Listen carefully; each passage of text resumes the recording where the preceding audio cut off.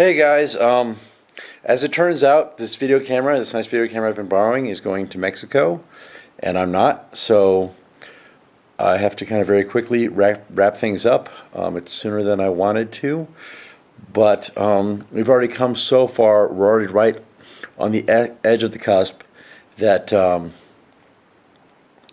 didn't want to just leave it there. I kind of want to just wrap everything all together. It's been such a pleasure talking to everybody. I just didn't want to just leave it hanging. So I'm going to talk to you today about the Vickrey-Clark-Grove problem and how that relates to the meaning of life. So that could be kind of exciting. Okay, so we continue off from where we left last time. Last time we built an Edgeworth box, and that is impressive. The Edgeworth box is what modern economists use to talk about things like game theory and economics. We've got this starting point. That's where we start. This is the Pareto efficient point. This is where anywhere in this area, they're both better off than here. But this is the point where they can both be the most better off by trading. And so back in the old days, with classical economics, economists used to think that this would happen. If they were here, they would trade until they got here. This was just going to happen. But game theory showed us differently, and this is a space in which we can do game theory. Even in the space where we're still both better off, we can do bargaining games and see different points that people can end up depending on division of power. But what's more is people could even end up here where they're both worse off. What I'm saying is that this is prisoner's dilemma. Here's where the square where they're both better off. This square is where this guy is better off, but this guy's worse off. This yellow area is where this guy's better off, but this guy's worse off. And then in these areas, they're both worse off. So, we use these, 2x2 matrices to talk about this to people that can't build this. But in the previous video, we've already shown you how to build this. So you can talk about game theory as if you're an economist with a PhD. We're almost there. There's going to be a calculus lesson at the end of this video. And if you watch that, you'll be able to do everything within the Edgeworth box. The calculus video will show you how to find the slope of the fields. It'll also show you how to find these areas. And then you'll be able to do economics just like an economist with a PhD. This doesn't have to be people either. This could be a game of here's people in the future versus the environment. I don't know exactly what these goods are that people in the future would be when they're, bargaining with the environment. Just kind of made that up. But the point is that even though the people in the future can't argue for themselves, the environment can't argue for themselves, we can assume things about the preferences of the environment. We can assume things about the preferences of people in the future and do this game for them and design economic systems that will include their preferences as well as the preferences of the people today. And that's where the Vickrey-Clark-Grove, the market design, comes in, is we'll be able to build a market that's designed, that does these things that we want, like the environment and the people in the future and all this kind of stuff that we want it to do, but we'll still comply with the individual preferences of the people in the market. Basically, it's three things. We don't want them to lie about the preferences, we don't want them to trade afterwards, and we want them to participate. And we've already done all of these things. We've seen in Arrow's impossibility theorem how person B can vote for option C and make sure they don't get option A. So if they really don't want option A, the best thing they can do in this situation is lie about the preferences and vote for option C. We've already seen trade with our Pareto problem and the apples and the bananas. We've already seen participation with the social planner game with the potatoes. That any game that you make where Hythloday doesn't get all the potatoes, he started with all the potatoes, so he'll be at a loss and won't want to participate. There. We've talked about the Vickrey-Clark-Grove problem. We just need a little bit of calculus, and we'll be ready to roll on it. So, what does the Vickrey-Clark-Grove have to do with the meaning of life, besides building these awesome economic systems? Well, this is the meaning of your life. The first point is there's always more than one meaning to life. And what I'm saying here is that your individual subjective preferences are necessary. That's what I at least tried to prove in the last video. And I think I did that, but maybe I didn't. But individual subjective preferences are necessary.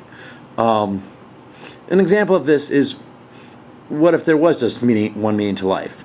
If the meaning of life was music, well, what are all the people that are good at math going to do?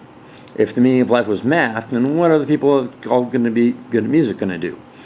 Basically, you can do what you want, but hopefully don't be a dick. Aleister Crowley put this nicely. He said, "Do as thou will shall be the whole of the law.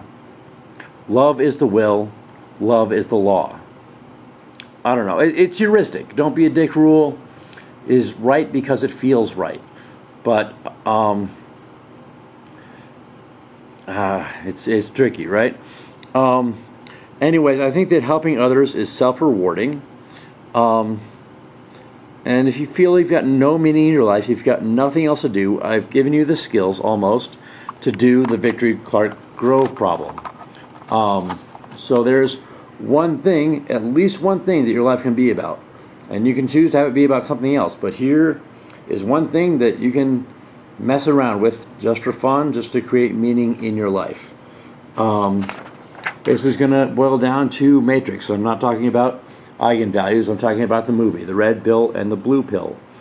If you take if you think suffering isn't worth a greater amount of benefit, if you don't want to sit through a boring calculus lecture, even though it may greatly benefit you, take the blue pill. If you think there's no point to anything, go ahead, take the blue pill, and don't watch the calculus lecture.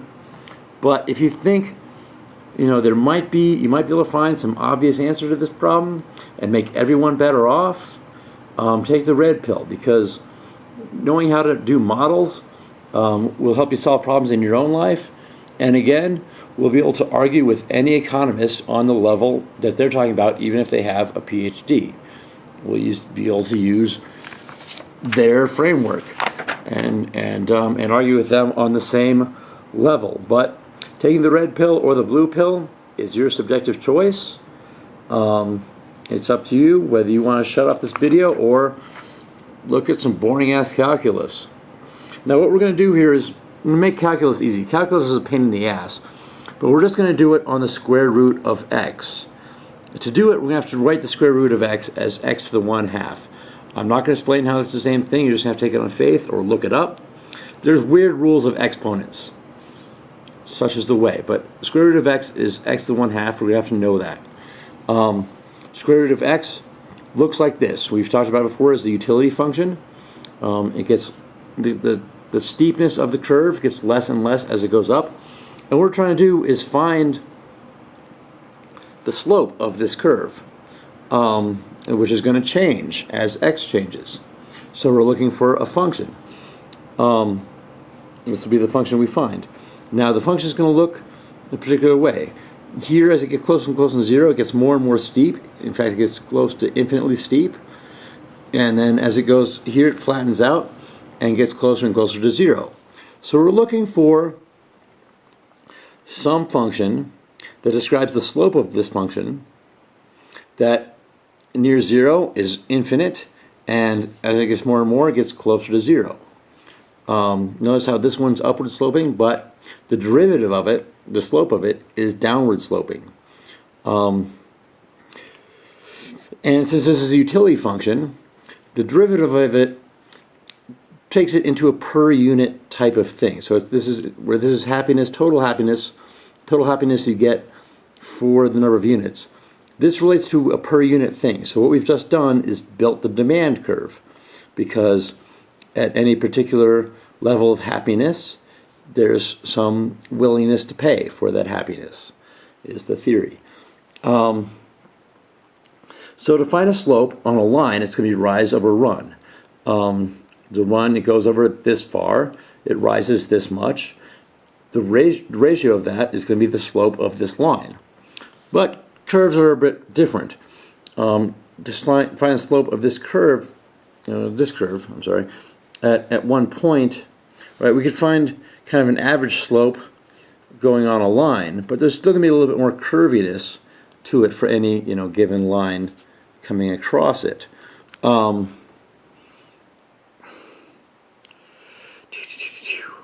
So then we're trying to find the slope at one point, which means the run is going to be 0 for it to be 1 point. So we're going to be dividing by 0, the change in rise over an instantaneously small point. Now, divide by 0, that's something for math people, and taking a calculus class will get all into that. But my goal is tools, so we're just going to see what the mathematicians came up with as rules, and then use those rules. And I'm going to call it the polynomial rule. And so you can find the derivative of any polynomial.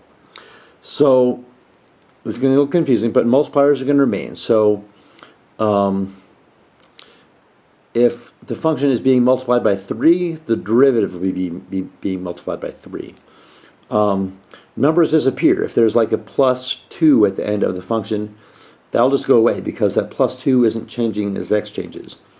And then finally, exponents are multiplied with multiplier first, and then you subtract 1 from the exponent. So let's do it for our function, square root of x, the derivative of the square root of x. Okay, so we're going to bring the exponent down and multiply it by the multiplier. The multiplier in this case is 1, because it's just 1 multiplying that by this number. So that's going to be 1/2. And then we're going to subtract 1 from the exponent. 1/2 minus 1 is negative 1/2. So our answer is 1/2 x to negative 1/2. Well, that's even more confusing. Again, the rules of exponents are weird, but that's going to be the same thing as 1/2 times 1 over the square root of x. 1 over x to 1/2. Negative exponents just means put it in the denominator. So then we can do some algebra and say, okay, this is 1/2, 1 over 2 times the square root of x, and then that is going to be our demand function for our utility function, square root of x. We're not going to use any demand functions today, but I just thought I'd throw that in there. A couple other rules that are likely to arise if you're trying to solve the Vickery Cross Grove problem. The derivative of e to the x is e to the x. Basically, e to the x is the thing where it's its own derivative, and that's how we define it as. E to the x is the rate at which e to the x changes. It's pretty wacky, but this is how we built it. I'll explain how that all works in just a minute, but first we'll do the derivative of natural log of x is 1 over x. That's hard to describe, so I'm not going to go into how that works, but it's good to know the natural log and e to the x cancel each other out. So e to the natural log of x is x, and natural log of e to the x is x. So they cancel each other out. They're and so, but the way that this works is because the number e is the devil. It's true. It's the number e because it relates to change. It's the number economists use to discount the future, where we say the future is less valuable than today. Honestly, that's what economists do. It's pretty wrong. It's like we've never even fucking seen Star Trek. But, yeah, we discount the future.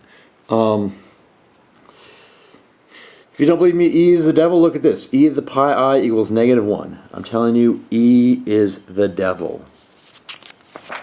Okay, let's do some quick examples and we'll be done with the calculus 1. We're going to take the derivative of this function. So we've got 3x squared plus 2x plus 4 times the square root of x plus 3 times e to the x plus 2. We're going to take the derivative of that. Now, these pluses separate things out into separate terms, so we can do each term one by one. Okay, we're going to bring down the exponent and multiply it by 3, so that gives us 6, and then subtract 1 from the exponent, so it's just x to the 1. This is just 2x, so we bring 2x to the 1 is one way to think of it. So we bring the 1 down, multiply by 2, and get 2. Subtract 1, you get x is 0. X is 0 is 1, so this is just going to come down to 2. Here we've got 4x to the 1/2. We bring down the 1/2 and get 2, and then subtract 1, so we've got x to the -1/2. 3e to the x, 3 is going to remain the same, it's a multiplier, and then e to the x is going to remain the same, because it's e to the x, so it's going to still be 3e to the x. And this 2 is not changing as x changes, so it doesn't affect the slope, and it's 0. Now we're going to take the derivative of the derivative, which is called the second derivative. Where the first derivative relates to the slope of a line, the second derivative relates to its concavity, whether it's bendy up or bendy down. So subtract 1 from the exponent, bring it down, we're going to get 6. This 2 is no longer changing as x changes, so it's going to be 0. Bring down the -1/2, so we're going to get -1, right? 2 times -1/2 is -1. And then subtract 1, we're going to get -3/2, x to the -3/2. This is still going to remain the same, 3e to the x. 3e to the x is never going to stop changing. It's always like the more you go down the derivative, it's still going to be 3 to the x. So we can keep deriving. We're never going to get rid of this. We're never going to get rid of this either, because we keep going down, we're never going to get to some fundament where things aren't changing, because we keep subtracting 1 from a fractional exponent. It's always going to remain a fractional exponent. We're never going to get to 0, where this on the next step is going to go to 0, and this part of it's going to stop changing. But these things, the more you go down, it is always changing. One way to think about it is, in physics, the function is a distance function. We take the derivative of distance, we get speed. We take the derivative of speed, we get acceleration. We take the derivative of acceleration, we get jerk. We take the derivative of jerk, and there's some word for that too. I don't know what it is, but congratulations, that's the end of Calculus 1. Calculus 2 is going to do it the opposite way. Where the derivative is finding the slope of the line, we're going to do something called the integral, which finds the area underneath the curve. This is so it's the same function, square root of x, and so we're going to find the area underneath the square root of x. Now it's important to note that the derivative and the integral cancel each other out, just like the natural log at e to the x did. So that the integral of the derivative of x is x, and the derivative of the integral of x is x. They cancel each other out. Finding the integral is easy when we already know the answer, right? It can be really hard if we don't know the answer, but we already know that e to the x is its own derivative, so the integral of e to the x is still going to be e to the x. E to the x is its own derivative, it's also its own integral. We already know the derivative of natural log of x is 1 over x, so the integral of 1 over x is natural log of x. Oh yeah, I did it wrong. We already have a rule for finding the derivative of x to the 1/2, square root of x. So we can use that rule in reverse and get, basically we're going to add 1 to the exponent and then divide by it instead of multiplying. So basically we're going to add 1 to 1/2 and get 3/2, and then divide by 3/2, and so we're going to get 2/3 x to 3/2 is the integral for the square root of x. We're going to do some Where's my example sheet now? Oh, crap.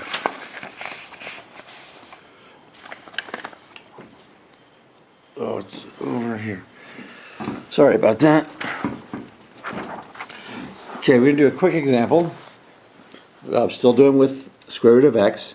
Here's our function, square root of x. Yeah. We're going to find the area underneath this curve. Basically what we're going to do is we're going to find the integral evaluated at this point and subtract out the area, or the integral at this point is the function. So we've got the integral of square root of x evaluated at x equals 10 minus the integral of square root of x evaluated at x equals 0. So that comes out to 2/3 x to 3/2 is our integral. We evaluate that at 10 and subtract out 2/3 x to 3/2 evaluated at 0. Which this part's easy, right? 2/3 0 to 3/2 is still going to be 0. So we're just going to subtract out 0. We don't even have to think about it. And then we just plug in 10 for this one. So we get 2/3 times 10 to the 3/2, and that's some number. I don't know what that is. That's what calculators are for. But this is something we could easily plug into a calculator. 2/3, 10 to 3/2. And congratulations, boom. Calculus 2, done. Calculus 2, done.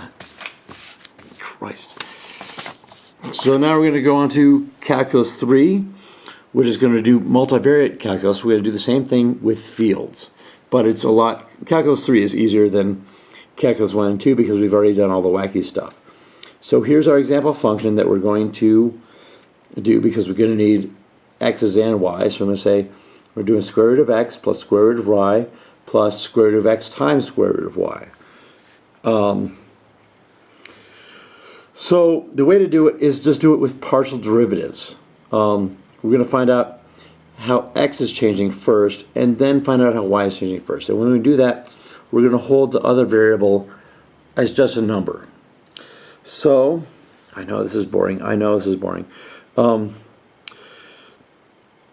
if we do it in terms of x and see how x is changing, well, this one, this term we already know that the derivative of that is 1/2 x to the minus 1/2. This we're going to just treat as a number because there's no x's in it and we're treating y as a number. So that's going to go straight down to 0.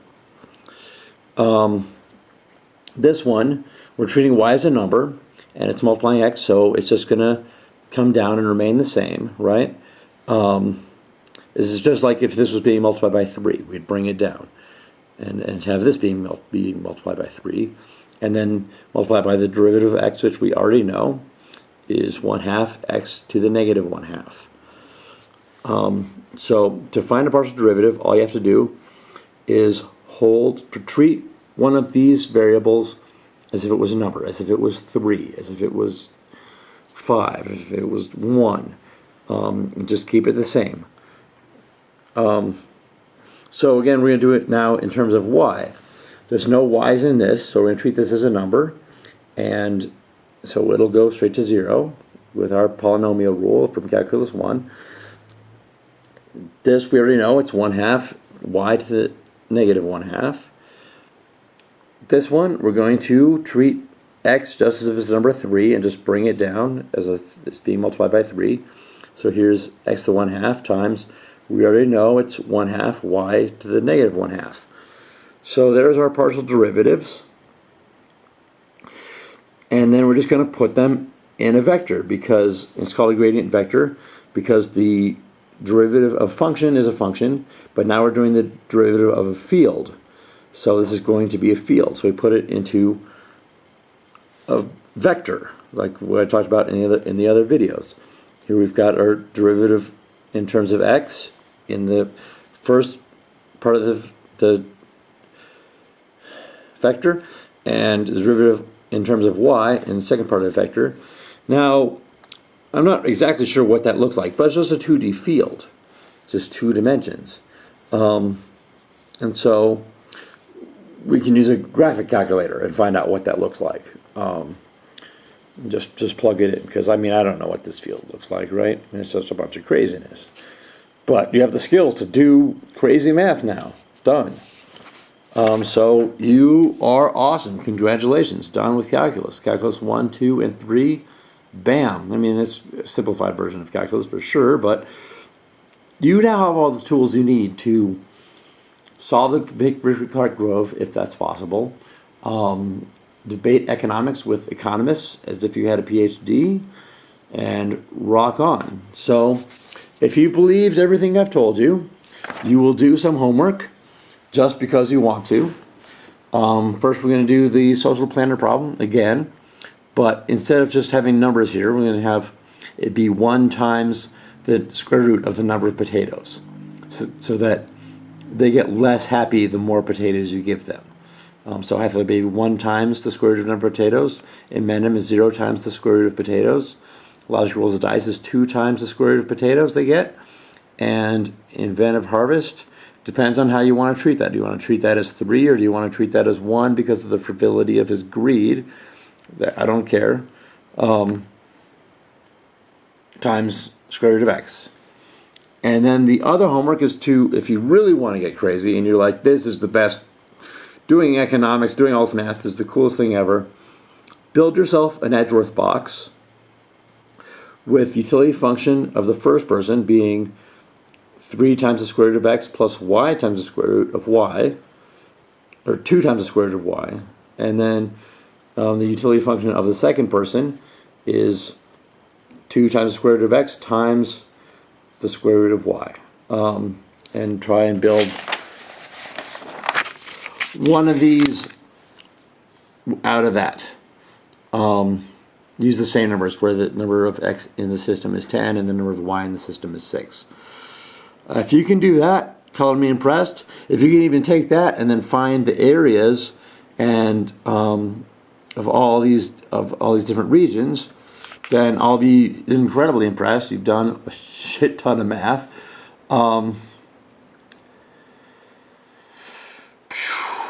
That's the end, man.